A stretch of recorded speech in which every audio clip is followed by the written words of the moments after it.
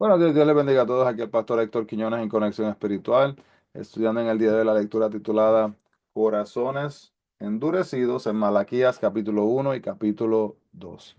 Señor, te adoramos, exaltamos tu nombre, te damos toda honra, todo loor en esta mañana, Señor, y siempre. Padre, mientras estudiamos este último libro del Antiguo Testamento, te agradecemos, Padre, por todo el conocimiento, Padre, por toda la sabiduría, Padre, por tocar nuestras vidas y hablarnos a través de tu palabra. Te pedimos, Señor, que terminemos este libro con un broche de oro, mientras asimismo, Padre, nos preparamos para el estudio del Nuevo Testamento. Gracias, Señor, por lo que nos has enseñado y por lo que nos enseñarás en el día de hoy. Habla nuestras vidas y aliéntanos a que podamos continuar honrándote y viviendo de acuerdo a tu plan, de acuerdo a tu propósito y de acuerdo a lo que esperas de cada uno de nosotros. En el nombre de Jesús pedimos esto, mi Cristo. Amén y amén. Así que, hermanos, pues Malaquías, años después de la restauración del exilio a la condición espiritual del pueblo de Dios, el pueblo de Dios tristemente pues se ha deteriorado. Han vuelto a caer en los mismos pecados que causaron la cautividad. Diezman esporádicamente, no hacen caso del día de reposo y se casan con personas incrédulas, así que están practicando el yugo desigual. Sus corazones están endurecidos y su amor por Dios se ha enfriado, pero Malaquías les recuerda que el amor que Dios tiene por ellos es aún más grande que todo. La advertencia final de Malaquías sobre el día purificador del Señor señala el fin del periodo del Antiguo Testamento que es seguido por 400 años de silencio del registro bíblico. Las divisiones del libro de Malaquías. Comienza el capítulo 1 hasta 1:5 es el amor de Dios por el pueblo, del 1:6 hasta el 2:9 la reprensión a los sacerdotes, capítulo 2:10 hasta el 3:15 la reprensión al pueblo, 3:16 hasta el 3:18 es la justicia recordada, el capítulo 4 versículo 1 hasta el 4 versículo 3 son los impíos destruidos y el capítulo 4 hasta el capítulo 4:6 se habla de la venida asimismo de Elías. Los temas principales son el pasado, el presente y el futuro. También preguntas y respuestas y se hace una invitación junto con una advertencia también.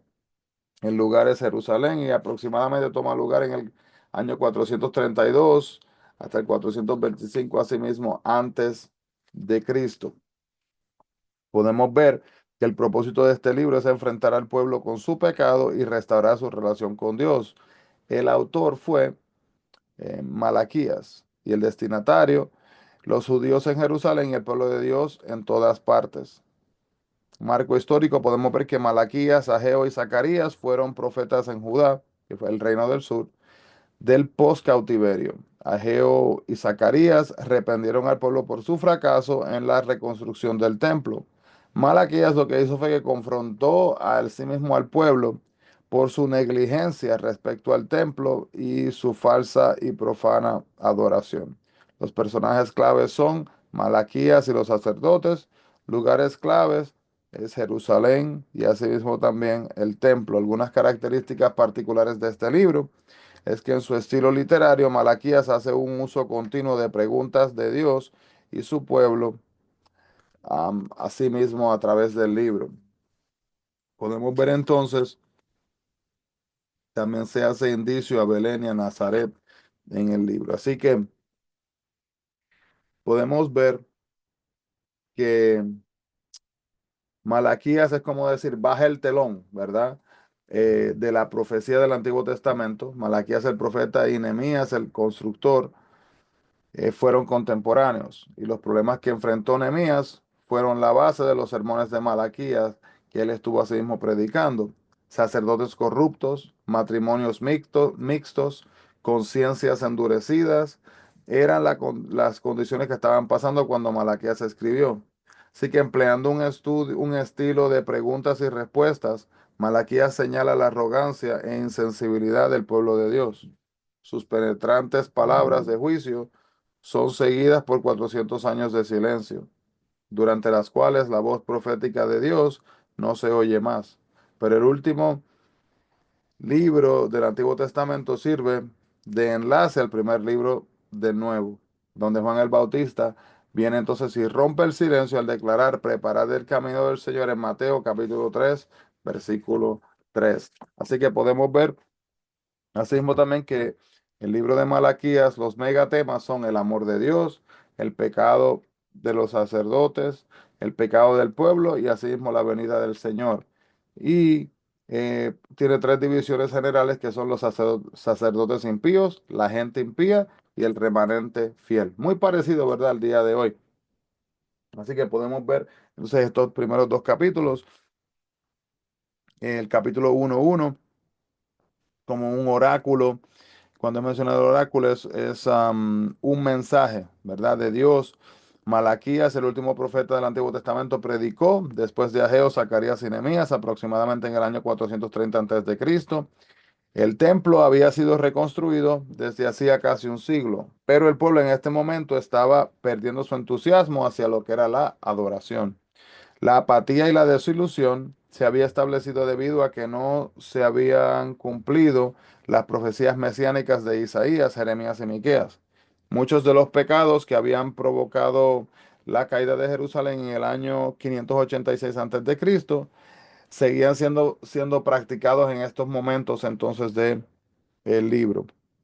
Malaquías confrontó a los hipócritas con su pecado al representar de manera gráfica un diálogo entre el Dios justo y el pueblo insensible. El primer mensaje de Dios por medio de Malaquías fue: yo os he amado. Así que si bien este mensaje se aplica especialmente a Israel, es un mensaje de esperanza para todos los pueblos de todos los tiempos. Desafortunadamente, muchas personas ponen a sí mismo en tela de juicio el amor de Dios y toman el progreso político y económico como una medida de éxito. ¿Verdad? Estoy bien financieramente, todo está bien. Entonces, como que todo está de la manera correcta, aunque pueden haber áreas de la vida que tienen que ser cambiadas. Así que están equivocados. Dios ama a todas las personas porque Él las creó. Sin embargo, sus recompensas eternas son solo para los que son fieles.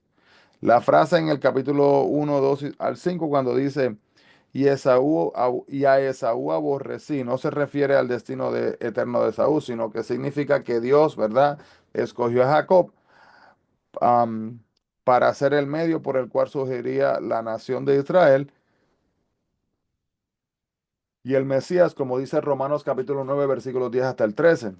Dios permitió a Esaú ser padre de una nación, pero esta nación, Edom, más tarde se volvió uno de los principales enemigos de Israel. La historia de Esaú y Jacob se encuentra en Génesis 25 del 19 al 34 y el capítulo 27 también de Génesis del 30 al 43. ¿Y por qué Dios escogió a Jacob y a sus descendientes como la nación por medio de la cual el mundo sería bendito? Al hacer esto, pues Él los protegía de una manera especial. Lo triste es que ellos rechazaron a Dios, hermanos, aún después de haber sido el pueblo escogido de Dios. Qué triste. Capítulo 1:6. Dios acusó a los sacerdotes de no haberlo honrado y no haber dado buenos ejemplos espirituales al pueblo. El templo había sido reconstruido en el año 516 a.C. y la adoración se llevaba a cabo allí, pero los sacerdotes no adoraban a Dios de manera adecuada. Esdras, el sacerdote, había llevado a cabo un gran avivamiento, pero en los tiempos de Malaquías, muchos años después de la muerte de Esdras, el sacerdocio estaba en decadencia. Tristemente, la adoración en esos momentos había perdido su vitalidad y se había vuelto un negocio para los sacerdotes más que una adoración en realidad sincera y de entrega. La ley de Dios requería que se sacrificaran animales vivos y sin defectos, como dice Levíticos capítulo 1, versículo 3. Pero estos sacerdotes estaban ofreciendo animales ciegos, cojos y algunos ya muertos. Dios acusó a Israel de deshonrarlo al ofrecer sacrificios imperfectos. Nuestras vidas deben de ser sacrificios vivos a Dios, como dice el libro de Romanos capítulo 12, versículo 1. Si damos a Dios solo el tiempo, el dinero y la energía que nos sobran, repetiremos el mismo pecado de estos adoradores, que no querían entregar nada valioso a Dios. Lo que entregamos refleja nuestra verdadera actitud hacia Él. El pueblo ofrecía sacrificios impropios a Dios, pensar solo en lo que les convenía, ser lo más barato posible, ser negligentes, no les importaba lo que ofrecían en sacrificio. Y también desobedecer totalmente ofreciendo sacrificios a su manera y no como Dios lo había ordenado. Estos métodos que utilizaban al ofrecer sacrificios mostraban su verdadera actitud hacia Dios. Así que hermanos, tenemos que entender que no es el animal, no es el acto, es la obediencia a lo que Dios ha dicho. Bien importante eso. Como intermediarios entre Dios y el pueblo, los sacerdotes tenían la responsabilidad de reflejar las actitudes de Dios y asimismo también su carácter. Al aceptar sacrificios impuros, estaba llevando al pueblo a creer que Dios acepta estos sacrificios también. Nosotros como cristianos a menudo estamos en la misma posición de estos sacerdotes debido a que reflejamos a Dios en nuestras familias y con nuestros amigos. Y si usted acepta el pecado a la ligera, está siendo como estos sacerdotes de los tiempos de Malaquías. Un tema escuchado a lo largo del Antiguo Testamento se reafirma en este libro. ¿Por qué grande es mi nombre entre las naciones? Dios tiene un pueblo escogido, los judíos, a través de los cuales había planeado y bendecir, y salvar y bendecir al mundo entero. En la actualidad, Dios todavía quiere salvar y bendecir al mundo entero por medio de su pueblo, pero ahora su pueblo no solamente es Israel, sino son todos los que creen en él. Así que nosotros tenemos la oportunidad, ¿verdad?, de comenzar y trabajar en esta misión de compartir el Evangelio, no solamente, ¿verdad?, en nuestras propias vidas, sino dentro de nuestra propia casa y también alrededor de nuestra propia comunidad. Muchas personas piensan que seguir a Dios debe de hacer la vida más fácil o más cómoda y están buscando a Dios por conveniencia, pero hay que entender, hermanos, que la verdad es que a menudo se requiere de un trabajo para vivir de acuerdo con los duros requisitos de Dios. Quizás nos llame a vivir en la pobreza o en el sufrimiento. Sin embargo, si el servir a Dios es más importante para nosotros que cualquier otra cosa, todas las cosas a las que renunciamos tienen poca importancia comparadas con las que obtenemos, entendiendo, ¿verdad?, que la más importante de todas llegará a ser la vida eterna, asimismo con Dios. El capítulo 2 nos muestra que Dios le advirtió a los sacerdotes que si ellos no honraban su nombre, los castigaría. Nosotros tenemos, ¿verdad?, de igual manera que estar dispuestos a honrar el nombre de Dios verdaderamente, hermanos, ya que hemos sido llamados a hacer esto. Los sacerdotes no tomaron en serio las cosas más importantes para Dios, aun cuando Él se las había recordado por medio de su palabra y en muchas ocasiones. Así que podemos ver, como dice, tenemos que comenzar amándole con todo corazón, nuestra alma y nuestra fuerza, como dice Deuteronomio capítulo 6, versículo 5. Esto significa que tenemos que escuchar lo que Él dice en su palabra y luego poner en nuestro corazón, mente y nuestra voluntad el deseo de llevar a cabo lo que Él dice. ¿Y por qué, hermanos? Porque Él lo dijo, porque Él nos ama, porque Él tiene un plan y un propósito en nuestras vidas. Y por tanto, ¿cómo vamos a seguir el manual de otro de afuera, de otra persona de afuera? Vamos a seguir el manual del que nos creó y el que tiene ese plan para nuestras vidas. También entender, hermanos, que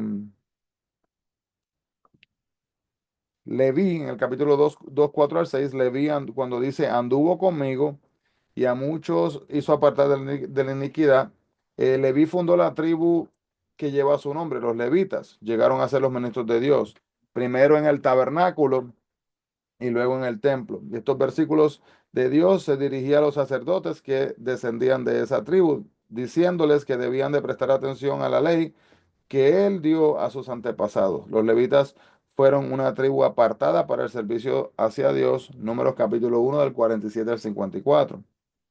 Y el capítulo 2 7 y 8 vemos que Malaquías estaba enojado con los sacerdotes porque a pesar de ser los mensajeros de Dios, no conocían su voluntad. Y su falta de conocimiento ocasionó que el pueblo se descarriara. Su ignorancia era voluntaria e inexcusable. Los pastores y los líderes del pueblo, hermanos, deben de conocer la palabra de Dios, lo que dice, lo que significa y la forma en que se aplica a sí mismo a la vida diaria. Hermanos, por eso es que nosotros hacemos este tipo de estudios, para así que el pueblo pueda seguir creciendo y estudiando la palabra de Dios. Los sacerdotes permitían que la gente influyente y favorecida quebrantara la ley. Dependían tanto de estas personas económicamente que no podían confrontarlas cuando hacían algo malo. No deben existir, hermanos, normas diferentes basadas en la riqueza ni en la posición de una persona. Tenemos que permitir, ¿verdad?, que sus normas sean las que se muestran en la palabra de Dios. No debemos de tener favoritismo, ¿verdad? En base a este hermano, a esta hermana, dándole más valor o más lugar a una persona en base a su posición financiera. El pueblo era infiel, capítulo 2 del 10 al 16. No decía abiertamente que rechazaba a Dios, pero estaba viviendo como si no existiera. Los hombres se casaban con paganas que adoraban ídolos. El divorcio era una cosa muy común y ocurría sin otra razón que no fuera el deseo de un cambio. La gente actuaba como si pudiera hacer cualquier cosa sin ser castigada. Y el pueblo se preguntaba por qué Dios rechazaba sus ofrendas y no les bendecía. No podemos separar nuestro trato diario con Dios del resto de nuestra vida y esperar tener éxito. Él debe de, él debe ser el Señor de nuestro todo y de nuestra vida en su totalidad. Después de que el templo fue construido y se terminaron los muros, el pueblo entonces se entusiasmó al ver que las profecías pasadas se estaban cumpliendo. Pero pasó el tiempo y las profecías entonces acerca de la destrucción de los enemigos de Dios y de la llegada del Mesías no se cumplieron de inmediato. El pueblo se desalentó y se volvió apático, asimismo en su obediencia a las leyes de Dios. Esta apatía los llevó gradualmente al pecado flagrante, tal como el matrimonio con idólatras. Esdras y Nehemías también se enfrentaron con estos problemas antes, como lo mencionan en Esdras 9:10 y Nehemías capítulo 13 del 23 al 31. El pueblo se quejaba de las circunstancias adversas cuando únicamente ellos eran los responsables. El divorcio en estos tiempos era practicado exclusivamente por los hombres. Faltaban a la palabra dada a su esposa, divorciándose para poderse casar con otras mujeres que eran más jóvenes. Y eso, hermanos, puede llevar al pensamiento de verdad, quizás de la pedofilia. Hemos escuchado personas que han hecho sus comentarios, que era permitido en la Biblia.